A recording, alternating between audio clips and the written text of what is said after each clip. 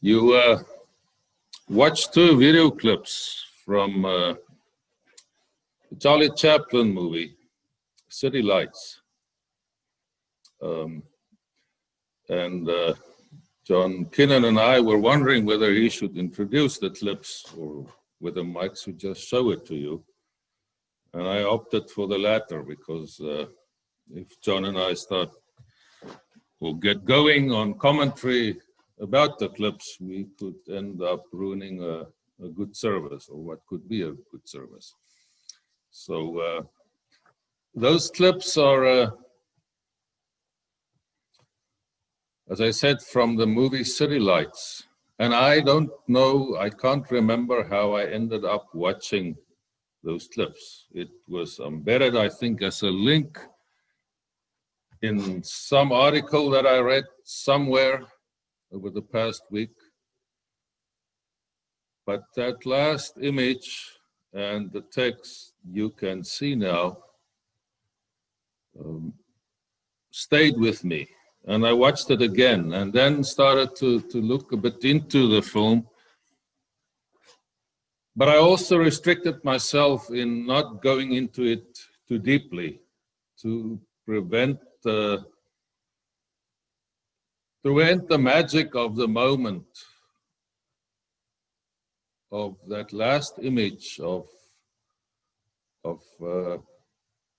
Charlie Chaplin, with so many different emotions captured in his face, in that, following that line, you can see now. It is filled with so much nuance, so many intricacies, and there's such a wonderful play with being blind and seeing, and the different roles that the two main characters in this movie assume, culminating in that striking last clip.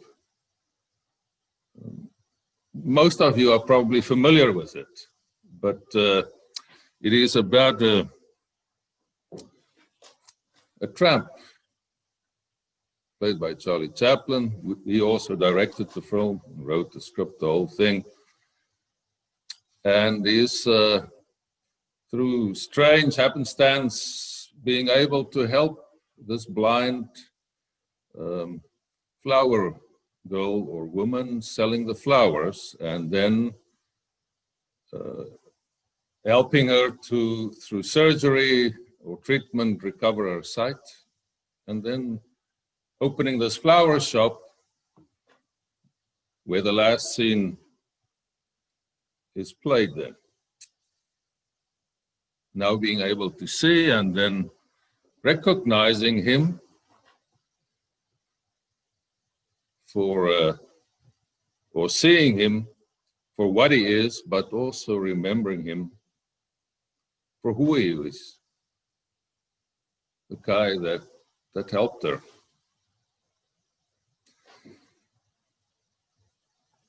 While still being impacted by that and thinking about it,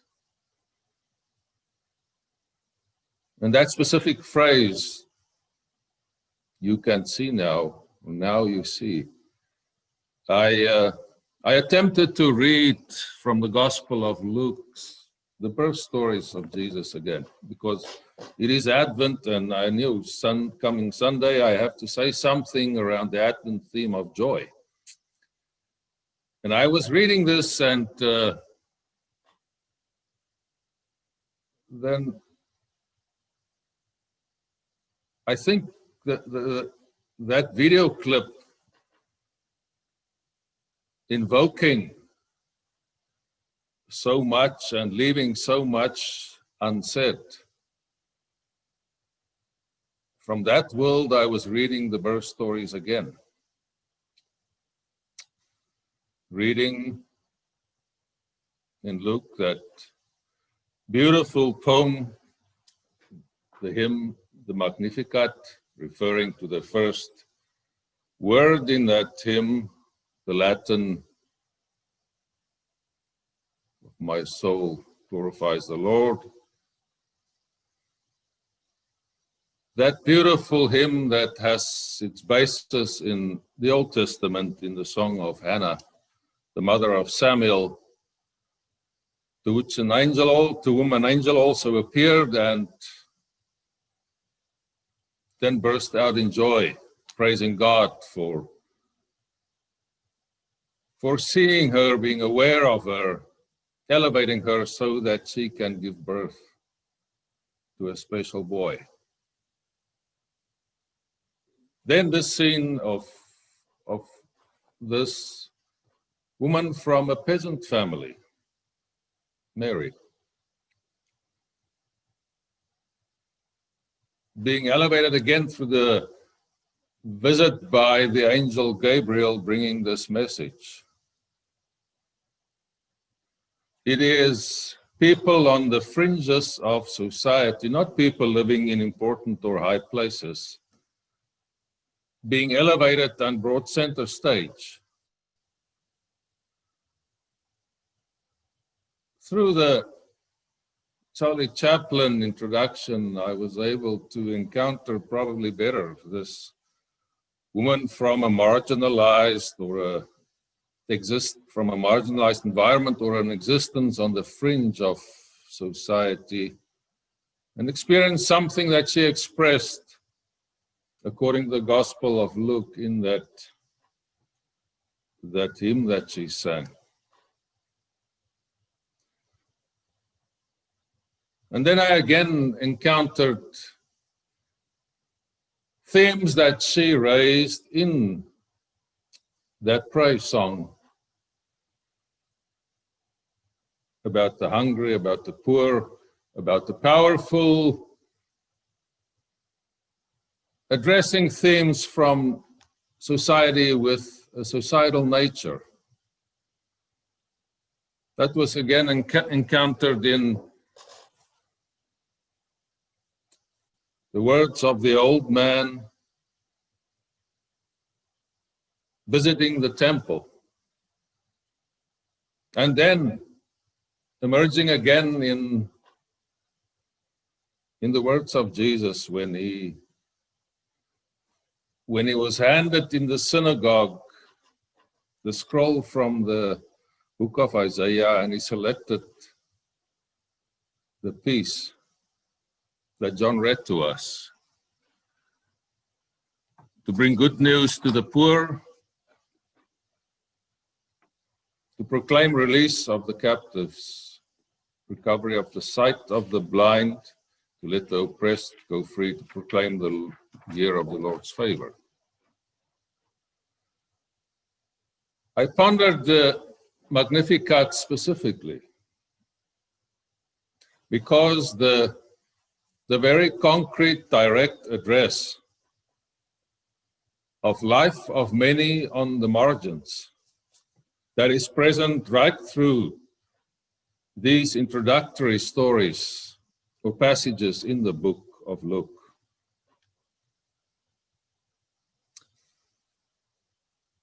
Those with real standing in the world of every day, of the peasants with their existence of struggle,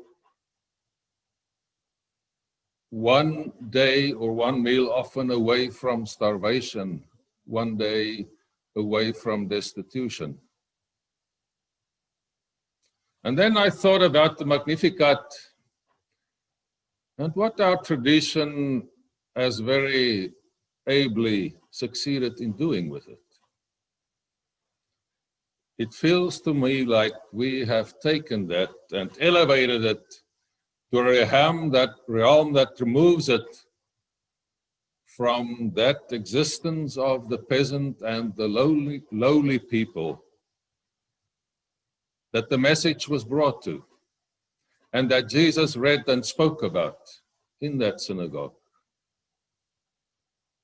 That message that was not only heard in the homes of the peasants, but also reverberated in the temple, the center of power in Judaism, and also in the synagogue, the center of teaching, where Jesus said, "This is why I came, this is what my mission is about."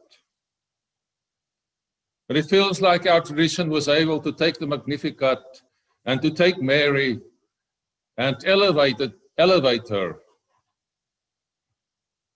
to some esoteric domain, removed from the harsh existence in which those messages were heard and to where the message was brought to. We did that through magnificent art. We did that through very high theology. It is as if we wanted to say to the angel Gabriel, "Gabriel, we've heard you. Now that is all good. Don't get foolish now and disturb the peace. These things that you raise, that you mention, that is all good. But I think it is time for you, Gabriel, to go back to where you came from in their concept of the universe as being three-layered, with God in the top story and humans existing in the middle story and then the netherworld below that. Where Gabriel came from God with this message, into breaking through into the realm of people with that beautiful and powerful message, taking those on the margin, putting them center stage, bringing them back from behind the curtains and from outside the building and from the outside the premises to the center. And we work very hard to create a serene environment again, where feathers are not ruffled, and put Mary in her place of serene calm in some removed existence from the real world where the message was delivered. It feels to me like we have made it all spiritual, hovering somewhere removed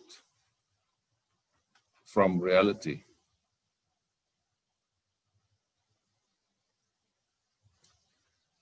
In this beautiful song, we find a response to somebody not regarded before, being granted dignity, being given standing, being told, you are important, important enough to be accepted, to be considered, not to be ignored, to be sidelined, to be pushed away, to be told, come back later, fill in one more form. There is no more budget to help you survive the harsh realities of your existence.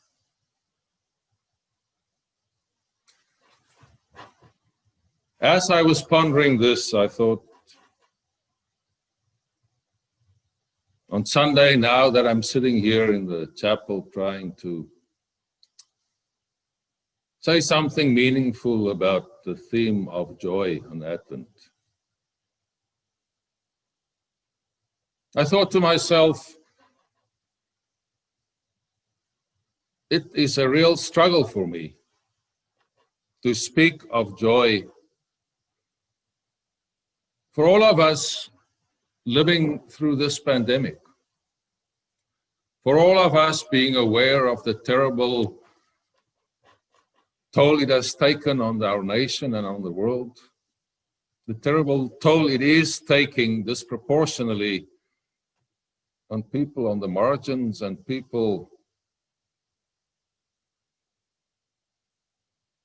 that do not have the means to easily isolate themselves, those essential workers that make it possible for us to practice social distancing and so forth. Those health care workers working incredible hours under terrible conditions, being confronted with life and death, consistently making the calls about who should survive, who should get the treatment, who not. Those workers that nobody is clapping for anymore.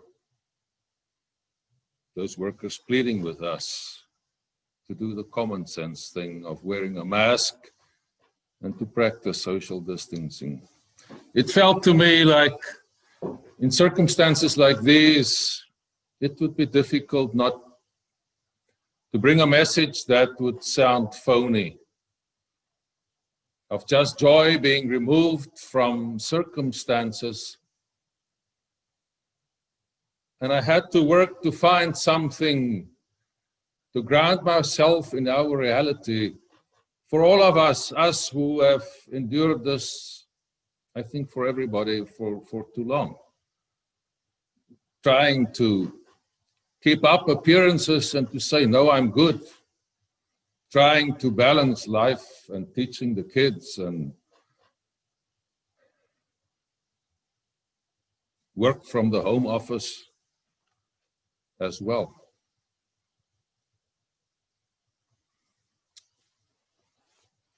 This hymn of praise of Mary, the Magnificat, and that good news that is embedded in that hymn, that song of praise, and the salvation that the old man Simeon speak about, and what Jesus identified as the good news, that enabled me to bring a message about joy. Joy that message is entrusted to us, the gospel, the good news. The good news that God is still part of our world. God is in our world. And we are the stewards of that good news that the angel brought to those that were elevated to or relegated to the sidelines, being catapulted into the center and say, this is what it is really about. And I want to ask you to contemplate in this time of Advent around the theme of joy. Contemplate the wonderful ability we have to be the people of the carriers of the gospel that set the oppressed free, that feed the hungry, that help those afflicted by ill health, to give dignity to people and to change their universe from one of despair and hopelessness to a place and a circumstance of having hope and experiencing being regarded, being given dignity, and dignity being restored. That Charlie Chaplin clip opened me to consider these passages in a new way.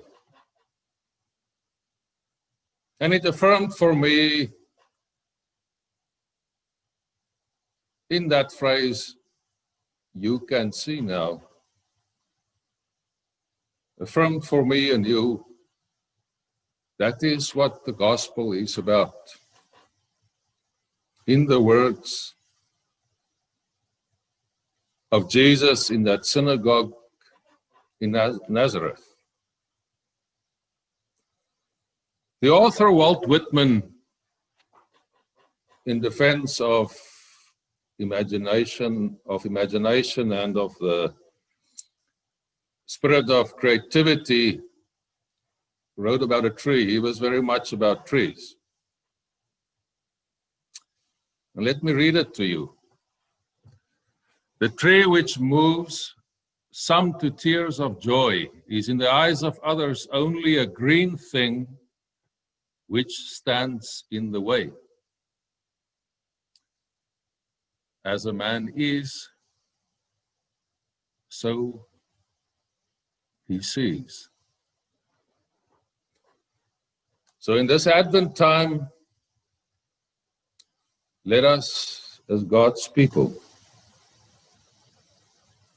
hear the angel and anticipate seeing the world and especially seeing each other in the way of the man that delivered that disturbing sermon in the synagogue at Nazareth. And let us in that way be open to see and experience the chorus of joy and the songs of praise that we are agents of creating through our way of being in the world, seeing each other, seeing our calling, seeing our world according to Jesus. Let us walk in that way towards Christmas. Let us live with that deep joy that we have this treasure and the ability to see now. Amen.